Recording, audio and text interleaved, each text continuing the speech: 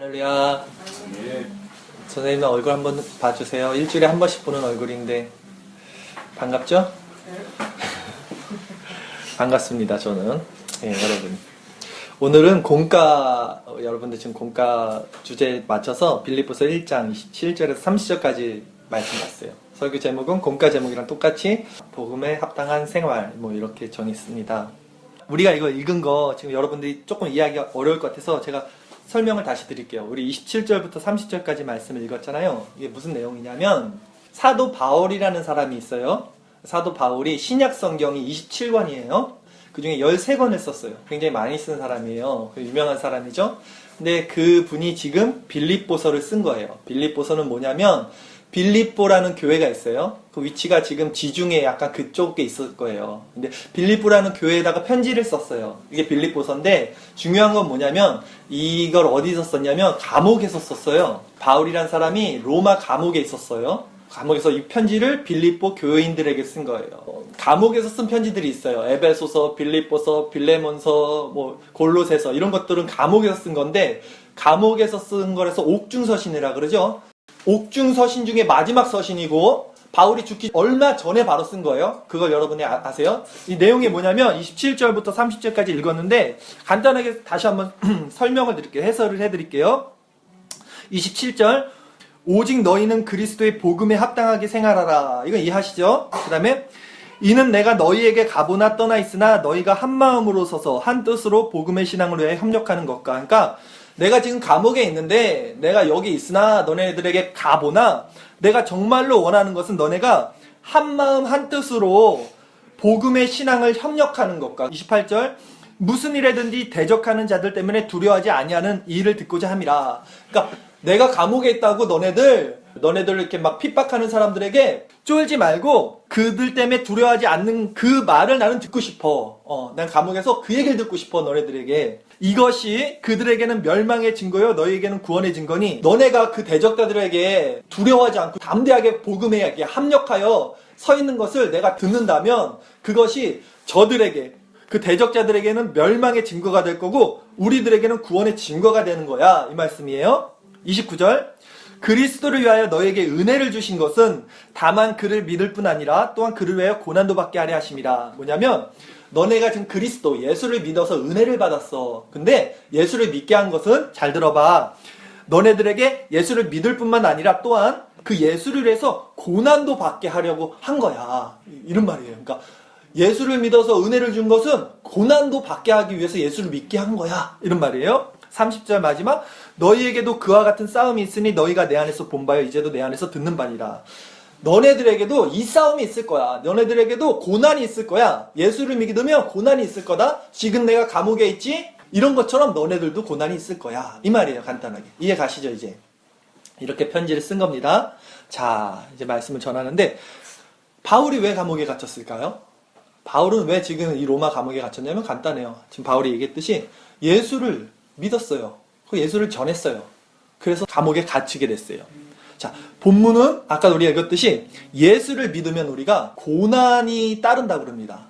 우리가 교회 다니면서 예수 믿으면 복 받아요 라는 얘기는 많이 들었는데 예수 믿으면 고난 받아요 라는 말은 여러분 안 들어봤을 것 같아요.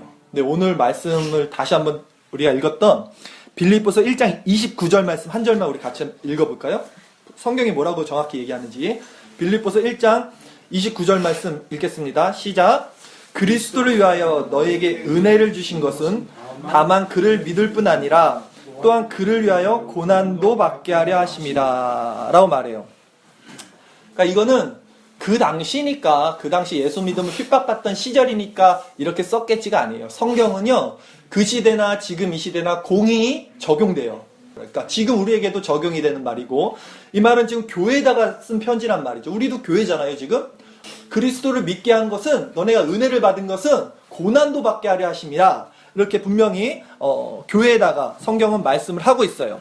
그리고 고난이 이렇게 올 때 이상하게 여기지 말고 오히려 그 고난 오는 것을 즐거워하라고 성경은 또 말을 해요. 제가 읽어드릴게요. 이것은 베드로전서 4장 12절 사랑하는 자들아 너희를 연단하려고 오는 불시험을 이상한 일 당하는 것 같이 여기지 말고 오히려 너희가 그리스도의 고난에 참여하는 것으로 즐거워하라. 이는 그의 영광을 나타내실 때 너희로 즐거워하고 기뻐하게 하려 함이라. 너희가 그리스도의 이름으로 치욕을 당하면 복 있는 자로다 라고 말을 해요. 고난이 올 때 즐거워하래요. 왜 즐거워하냐면 이는 그의 영광이 나타내실 때, 그러니까 예수님이 다시 오실 때 그 영광을 나타내실 때 너희로 즐거워하고 기뻐하게 함이라 이렇게 말을 합니다. 자, 여러분, 예수를 믿는데 왜 고난을 받아야 될까요? 우리가 지금 성경이 예수를 믿으면 고난을 받게 된다고 말을 했는데 예수를 믿는데 왜 우리가 고난을 받아야 될까? 그 이유는 뭐냐면 세상이 예수님을 미워하기 때문에 그래요. 그래서 예수님께 속한 우리들도 세상이 미워해요. 자, 세상이 예수님을 미워합니다. 그래서 예수님께 속한 우리들도 세상이 미워해서 우리가 고난을 받는 거예요. 제가 읽어드릴게요. 요한복음 15장 18절. 이거는 예수님이 말씀하신 거예요. 예수님이 뭐라고 말씀하셨냐면 세상이 너희를 미워하면 너희보다 먼저 나를 미워한 줄을 알라. 너희가 세상에 속하였으면 세상이 자기 것을 사랑할 것이나 너희는 세상에 속한 자가 아니요 도리어 내가 너희를 세상에서 택하였기 때문에 세상이 너희를 미워하느니라. 예수님이 이렇게 말을 했어요. 우리가 예수님께 속하면 세상이 우리를 미워합니다. 세상이 예수님을 미워하기 때문에 너희도 미워할 거야 라고 예수님이 말을 했습니다. 얼마 전에 영국 크리스천 투데이라는 잡지에 실린 기사인데 제가 이거를 한번 인용해서 읽어드릴게요. 앨리스 아사프라는 시리아 여성은 로드 오브 석세스와의 인터뷰에서 IS가 그녀의 마을에 얼마나 끔찍한 살인을 저질렀는지를 고발했다. IS 대원들은 시리아에 있는 그녀의 마을을 점령하고 200여 가정들을 눈앞에서 살해했다. 심지어 그들은 죄가점에 있는 반죽 기계에 어린 아이들을 넣고 돌려서 살해했다. IS는 처음부터 기독교인들을 표적으로 삼고 그 다음에 시리아군을 죽였다고 한다. 그 당시 이웃 중에 한 명이 다가와서 그녀의 아들에게, 이 인터뷰한 사람이 여자예요. 이 여자의 아들이 죽은 거예요. 그녀의 아들에게 무슬림 이름인 칼리드를 사용하라고 권했다. 그러나 이 아들은 엄마에게 나는 무슬림 이름으로 가진 채 죽고 싶지 않아요. 차라리 조지아라는 이름을 가지고 죽고 싶어요 라고 했다. 나는 아들에게 그럼 숨자고 했지만 아들은 이조차 거부하면서 나는 숨고 싶지 않아요. 엄마는 제게 그리스도가 말씀하신 대로 살라고 가르쳐 주신 분이에요. 그분은 누구든지 사람 앞에서 나를 부인하면 나도 하늘에 계신 아버지 앞에서 그를 부인하리라 말씀하셨어요 라고 했다. 결국 IS 대원들이 그녀의 집에 들이닥쳤고 아들을 체포했다. IS 대원들은 그녀의 아들에게 기독교 신앙을 부인하면 죽이지 않겠다고 말했으나 그는 난 절대 나의 신앙을 포기하지 않을 것이라고 외쳤다. 그러자 IS 대원들은 객실에서 그를 구타하고 결국 마당으로 끌고 가 총으로 사살했다. 제가 이 동영상도 있더라고요. 인터뷰한. 그러니까 이 죽은 아이의 엄마가 이렇게 말을 한 거예요. 우리 믿음의 선진들도 이렇게 예수를 믿고 고난을 받았습니다. 성경에 이런 말씀이 있어요. 히브리서 11장 21절 제가 읽어드릴게요. 믿음으로 모세는 장성하여 바로의 공주의 아들이라 칭함받기를 거절하고 도리어 하나님의 백성과 함께 고난받기를 잠시 죄악의 낯을 누리는 것보다 좋아하고 그리스도를 위하여 받는 수모를 애굽의 모든 보화보다 더 큰 재물로 여겼으니 이는 상 주시는 이를 바라봄이라. 또 어떤 이들은 더 좋은 부활을 얻고자 하여 심한 고문을 받되 구차히 풀려나기를 원하지 아니하였으며 또 어떤 이들은 조롱과 채찍질 뿐 아니라 결박과 옥에 갇히는 시련도 받았으며 돌로 치는 것과 톱으로 켜는 것과 칼로 죽임을 당하고 양과 염소의 가죽을 입고 유리하여 궁핍과 환난과 학대를 받았으니 이런 사람은 세상이 감당하지 못하느니라. 자, 이렇게 예수께 속한 자는 고난을 받습니다.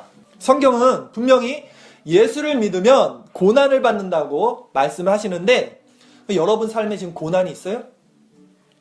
여러분이 예수님 믿어서 고난 받은 사람 이렇게 주변에서 본 적 있어요? 우리가 예수를 이렇게 믿고도 고난을 받지 않는 이유를 성경은 이렇게 설명을 합니다. 요한복음 15장 18절 잘 들어보세요. 너희가 세상에 속하였으면 세상이 자기 것을 사랑할 것이다. 무슨 말이냐면 너희가 세상에 속한 자면 세상이 자기 것을 사랑함으로 고난을 주지 않아요. 근데 너희가 세상에 속한 자가 아니고 예수께 속한 자면 세상이 예수를 미워함으로 너희도 미워해서 고난을 받을 거라는 말씀인 거예요.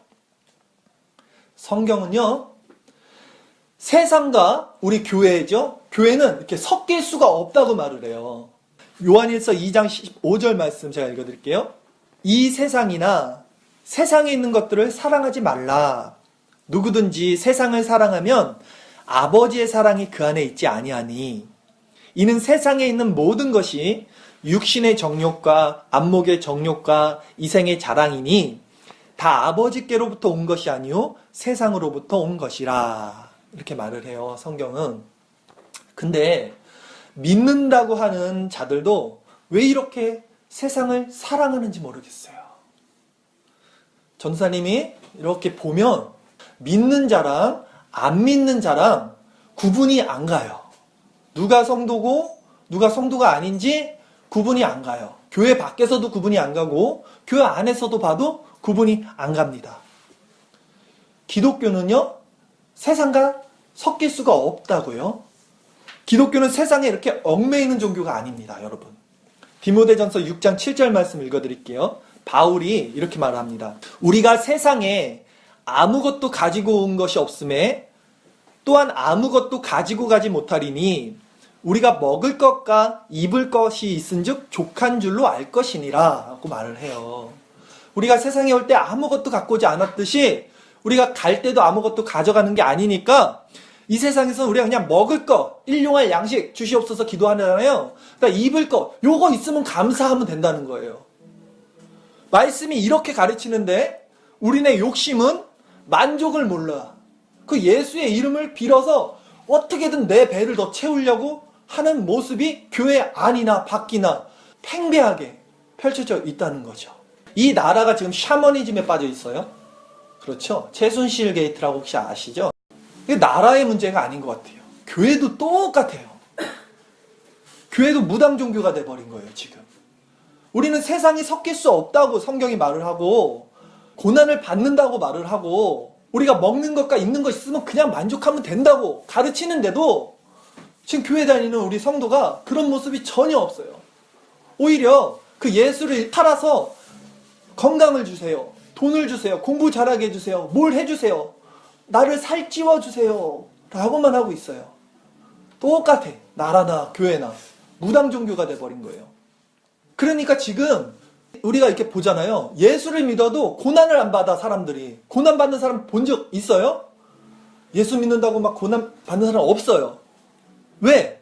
우리가 너무 세상 친화적으로 사니까 사단이 안 건든다니까? 자기 것을 사랑하니까 세상을 사랑하면 사단이 우리 건들 필요가 없어. 왜 건드려?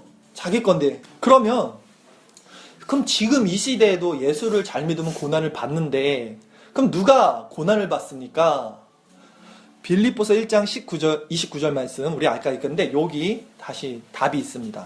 이 말씀을 잘 살펴봐야 돼요. 빌립보서 1장 29절 말씀 제가 읽어드릴게요.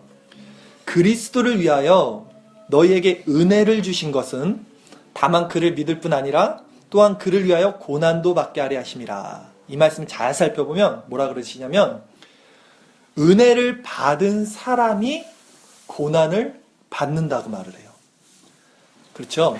너에게 은혜를 주신 것은 또한 그를 위해 고난도 받게 하심이라. 그러니까 다시 말하면 은혜가 없으면 고난이 없어요. 은혜를 받지 못한 사람은 고난을 안 받는다니까. 은혜를 받은 사람이 고난도 받게 된다고 써 있잖아요. 고난 안 받는다니까 좋죠, 여러분. 아, 나 예수 믿고 고난 안 받으니까 난 좋아. 은혜 안 받아도 돼. 난 고난 안 받는 게 좋아. 이래요? 많은 사람들이 이렇게 신앙생활하고 있다니까요, 지금. 많은 사람들이 아우, 나는 괜찮아. 은혜 안 받아도 돼. 고난 안 받을래. 그냥 예수만 믿을래. 이렇게 생각하고 있어요. 이렇게. 그러니까 지금 여러분이 예수를 믿는데 여러분 삶에 아무 고난이 없다면 여러분 신앙 점검해 봐야 된다니까요. 성경 분명히 예수 믿으면 고난을 받는다 그러는데 이게 공이 적용되는 말씀인데 우리 삶에 고난이 없어. 예수를 믿음으로써 당하는 고난이 없어. 문제가 있는 거라니까요. 바울은 은혜를 받은 자니까 고난을 받는 거예요. 이렇게. 그래서 바울이 이 본문, 우리가 읽은 이 본문을 통해서 이 감옥에서 이게 죽기 전에 바울이 빌립보 교회에게, 또 이게 교회에게 쓴 편지, 우리들에게 쓴 편지란 말이야. 우리도 교회니까 우리들에게 이렇게 권면을 한다고요. 오직 너희는 그리스도의 복음에 합당하게 살아라. 무엇이 그리스도의 복음에 합당하게 사는 것이에요? 지금 내가 감옥에 있다고 니네들 안타까워하지 마. 그럴 필요 없어. 내가 듣고 싶은 거, 내가 지금 이 감옥에서 듣고 싶은 거는 너희가 한마음 한뜻으로 복음을 위해서 협력하는 것이랑, 너희에게 이제 고난을 줄 자들, 그 자 때문에 니네 쫄지 말라는 거예요. 얘들아 잘 들어. 너희에게 은혜를 주신 것은 예수를 위해 고난도 받게 하려는 걸 명심해라. 이렇게 말을 하려고요. 너희에게도 나 같은 이런 싸움이 있을 거야. 이게 30절 말씀이에요. 이게 오늘 성경 본문이란 말이죠. 여러분, 마지막 때는요, 성경에 뭐라고 써 있냐면요, 배교하는 일이 많아진다고 합니다. 배교는 뭐냐면요, 예수를 배신하는 거예요. 교회를 떠나는 일이 마지막 때는 많이 일어난대요. 뭐냐면 교회 안에 진짜와 가짜가 나눠지게 돼요. 마지막 때는. 이때 은혜 받은 자가 아니면 모두 예수를 배신합니다. 이때가 됩니다. 많은 사람들이 주님을 떠난다 그래요. 마지막 때가 되면. 왜냐하면 은혜가 없으면, 받은 은혜가 없으면 고난을 버텨낼 수가 없어요. 그렇잖아요. 말씀도 그랬잖아요. 은혜가 없으면 고난도 받지도 않아요. 은혜 받은 사람이 고난도 받는다고요.